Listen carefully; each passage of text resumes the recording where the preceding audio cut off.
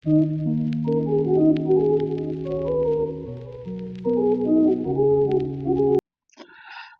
दोस्तों, तो आज अपन बात करेंगे इंटरकोस्टल स्पेस के बारे में एंड इंटरकोस्टल नर्व्स के बारे में। तो आइए टॉपिक को शुरू करते हैं। अगर मैं बात करता हूँ इंटरकोस्टल स्पेस के बारे में, तो इंटरकोस्टल स्पेसेस क्या होते हैं? तो दो रिब्स के बीच में जो स्पेस प्रेजेंट होता है that is known as intercostal space. अब इस स्पेस में क्या क्या चीजें प्रेजेंट होती हैं? तो इसमें प्रेजेंट होती हैं कुछ मसल्स, कुछ वेसल्स एंड नर्व्स, ठीक है। न्यूरोवेस्कुलर बंडल प्रेजेंट होता है। अपन बात कर लेते हैं मसल्स की। तो तीन मसल्स हैं यहाँ पे मोटे मोटे तौर पे। सबसे बाहर की तरफ होती है एक्सटर्नल इंटरकोस्टल मसल, उसके जस्ट अंदर अंदर होती है इंटरनल इंटरकोस्टल मसल, एंड उसके बाद होती है इनर मोस्ट इंटरकोस्टल मसल। अब जो इनर मोस्ट है उसको तीन पार्ट में डिवाइड किया गया है। अगर मैं पोस्टीरियर से आगे की तरफ आ रहा हूँ, ठीक है, तो सबसे पीछे होती है पोस्टीरियर में सबकॉस्टियलिस।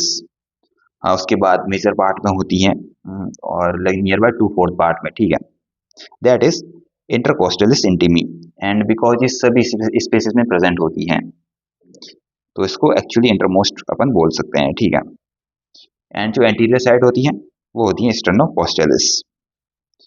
अगर मैं इसको इन मसल्स को एक डायग्राम से रिप्रेजेंट करूं, तो ये मैंने यहाँ पे स्पेसेस बना रखे हैं। तो जो मेजर पार्ट है 2/4 पार्ट ऑफ ऑल स्पेसेस, वहां पे होती है इंटरकोस्टलिस इंटीमी। एंड जो एंटीरियर अपर स्पेसेस हैं उसमें होती है स्टर्नोकोस्टलिस, एंड जो पोस्टीरियर लोअर स्पेसेस हैं उनमें होती है सबकोस्टलिस मसल, ठीक है। ये यहाँ पे लिखा हुआ है। हाँ, इसके बाद अगर मैं इन मसल्स को एक डायग्राम से प्रेजेंट करूं, तो अगर ये दो रिब्स हैं तो सबसे बाहर की तरफ है एक्सटर्नल इंटरकोस्टल मसल, फिर इंटरनल इंटरकोस्टल मसल, फिर innermost, and then endothoracic fascia होता है, एंड सबसे अंदर फिर लंग्स स्टार्ट हो जाते हैं, that is parietal pleura, outmost covering of lungs, ठीक है। अब अपन ने पढ़ा कि न्यूरोवेस्कुलर बंडल भी होता है, तो वो कहाँ पे प्रेजेंट होता है? तो वो प्रेजेंट होता है इंटरनल एंड इनर मोस्ट के बीच में। इंटरनल एंड इनर मोस्ट के बीच में प्रेजेंट होता है। अब इसका अरेंजमेंट होता है about to below in form of VAN, vein artery nerve, ठीक है, वेन आर्टरी नर्व की फॉर्म में। एंड जो फर्स्ट इंटरकोस्टल स्पेस होता है उसमें अरेंजमेंट उल्टा हो जाता है, that is nerve artery vein. ऐसा अरेंजमेंट देखने को मिलता है फर्स्ट स्पेस में। बाकी सब में VAN अरेंजमेंट है, ध्यान रखना, ठीक है। अगर मैं इसको एक डायग्राम से दिखाऊं आपको, तो कुछ ऐसा डायग्राम बन के अपने सामने आता है, दैट इज दो रिब्स हैं एंड ये एक्सटर्नल इंटरकोस्टल मसल है, फिर ये इंटरनल हो गई एंड सबसे ये इनर मोस्ट हो गई, ठीक है। एंड इन दोनों के बीच में प्रेजेंट होता है vein artery nerve upper and पे। जो इंटरकोस्टल स्पेस है उसके अपर एंड पे होता है, ठीक है। अब ये जो अपन ने वेन आर्टरी नर्व इतना पढ़ा, इसका क्या क्लिनिकल इंपॉर्टेंस है? तो इसकी इंपॉर्टेंस ये है कि अगर मुझे कभी प्लूरल टैप करना पड़ जाए, ठीक है, तो अगर मुझे कभी प्लूरल टैप करना पड़ जाए तो मैं उसको कहाँ करूंगा? क्या मैं उसको यहाँ पे करूंगा? यहाँ पे नहीं करेंगे अपन। यहाँ पे इसलिए नहीं करेंगे कि अगर मैं यहाँ पे प्लूरल टैप करता हूँ तो मैं यहाँ पे न्यूरोवेस्कुलर बंडल को डैमेज कर दूंगा। तो फिर कहाँ पे करेंगे? तो अपन करते हैं upper border of lower rib. जो लोअर रिब है इंटरकोस्टल स्पेस की, उसके अपर बॉर्डर पे। यहाँ पे कोई इंपॉर्टेंट स्ट्रक्चर प्रेजेंट नहीं है, ठीक है। लेकिन इन द केस मुझे इंटरकोस्टल नर्व को ही ब्लॉक करना है, तो नीडल को कहाँ इंजेक्ट किया जाएगा? उस केस में नीडल को इंजेक्ट किया जाता है अपर साइड करूंगा ना, ठीक है। तो उस केस में मैं यूज करूंगा lower border of upper rib. जो अपर रिब है इंटरकोस्टल स्पेस की, उसके लोअर बॉर्डर पे, ठीक है। ये यहाँ पे लिखा हुआ है, दैट इज जो VN अरेंजमेंट है वो सभी इंटरकोस्टल स्पेस में एक्सेप्ट फर्स्ट, उसमें उल्टा हो जाता है, दैट इज NP हो जाता है यहाँ पे। उसके बाद अगर मैं प्लूरल टाइप कर रहा हूँ तो नीडल को कहाँ इंजेक्ट करता हूँ? तो उस केस में इंजेक्ट करूंगा upper border of lower rib पे। लेकिन अगर मुझे इंटरकोस्टल नर्व को ही ब्लॉक करना है तो मैं नीडल को इंजेक्ट करूंगा lower border of upper rib. अपना दिमाग लगाओगे तो समझ में आ जाएगा, ठीक है। उसके बाद अगर मुझे प्लूरल टैप करना पड़ता है, पेपर में क्वेश्चन पूछा जाता है कि अगर मैं प्लूरल टैप करता हूं तो मैं किन किन स्ट्रक्चर को पियर्स करूंगा। सबसे पहले पता होना चाहिए कि प्लूरल टैप को करते कहाँ से हैं। तो इसको किया जाता है मिड एक्सिलरी लाइन पे किया जाता है, ठीक है, एक लाइन में आगे, ठीक है। तो कौन कौन से स्ट्रक्चर को अपन पियर्स करेंगे, तो अपन प्लूरल टैप करके देख लेते हैं। तो सबसे पहले बाहर आएगी स्किन, फिर उसके बाद आते हैं फेशिया, ठीक है। उसके बाद सीरेटस एंटीरियर मसल, उसके बाद एक्सटर्नल इंटरकोस्टल, इंटरनल इंटरकोस्टल, फिर इनर मोस्ट, फिर एंडोथोरेसिक फेशिया एंड देन प्लूरा पे अपन पहुंच जाएंगे। ठीक है, सो यही यहाँ पे लिखा हुआ है, दैट इज सबसे पहले skin, then fascia, then serratus anterior muscle, then external, internal, innermost and then endothoracic fascia and then parietal pleura.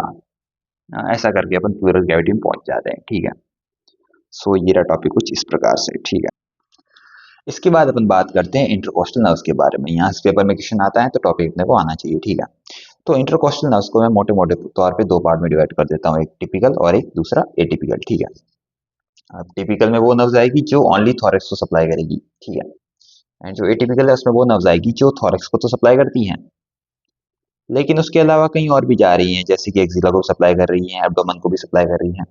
तो ऐसा कुछ ये यहाँ पे लिखा हुआ है, दैट इज जो टिपिकल इंटरकोस्टल नर्व है वो सप्लाई करती है इंटरकोस्टल स्पेस को एंड थोरेसिक वॉल को। ठीक है, ओनली 4 नर्व्स हैं जो टिपिकल हैं, that are T3, T4, T5, T6।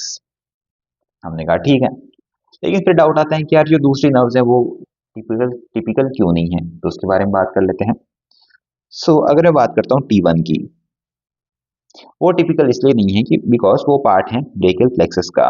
अपन ने ब्रेकियल प्लेक्सस पढ़ा था, that is C5, C6, C7, C8 and T1। ठीक है, इसके बाद अगर मैं T2 की बात करता हूँ, दैट इज इंटरकोस्टोब्रेकियल नर्व, वो सप्लाई करती है एक्सिला को। ठीक है, इसलिए टिपिकल नहीं है।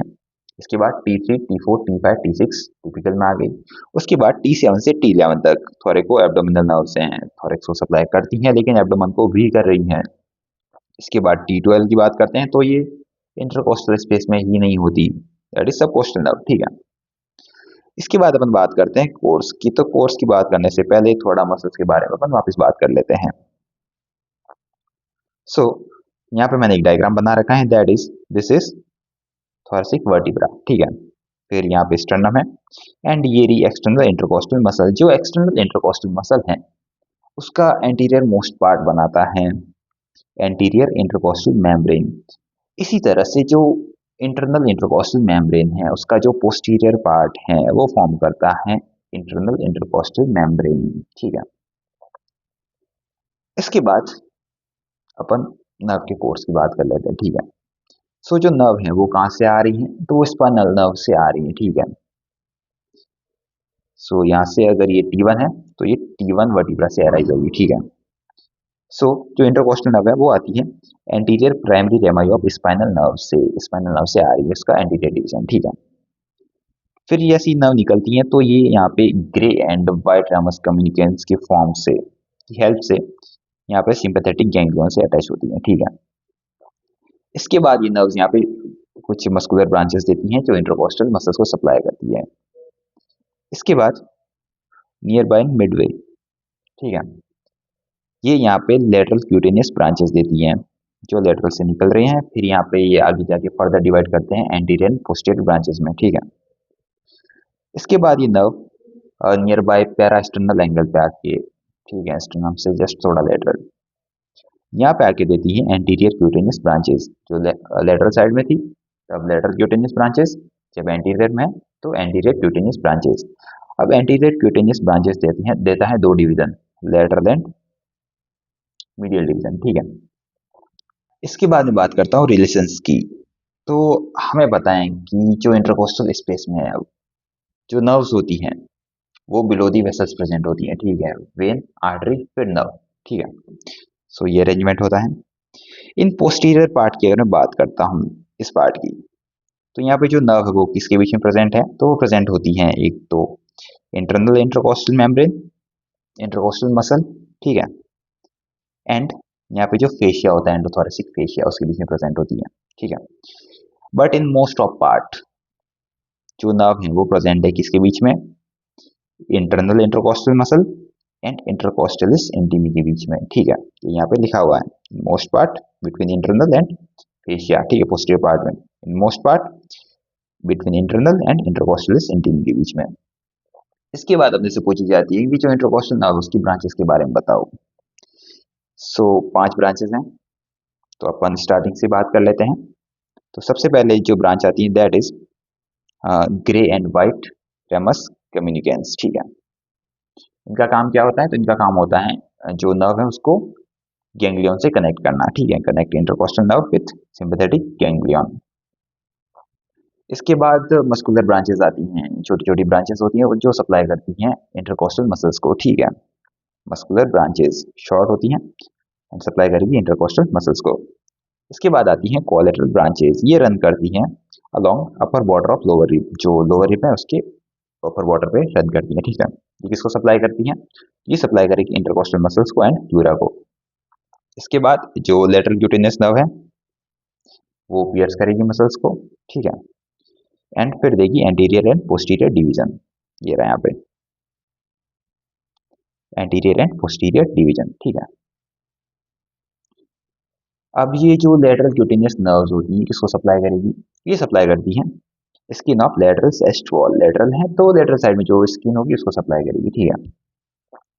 इसके बाद एंटीरियर क्यूटेनियस नर्व, ये भी स्किन को पियर्स करती है नियर स्टर्नम एंड फिर लेटरल एंड मीडियल डिवीजन देती है, ठीक है। एंड ये सप्लाई करेगी किसको? स्किन नियर बाय स्टर्नम, ठीक है। जो स्किन है नियर बाय स्टर्नम, स्टर्नम उसको सप्लाई करती है, ठीक है।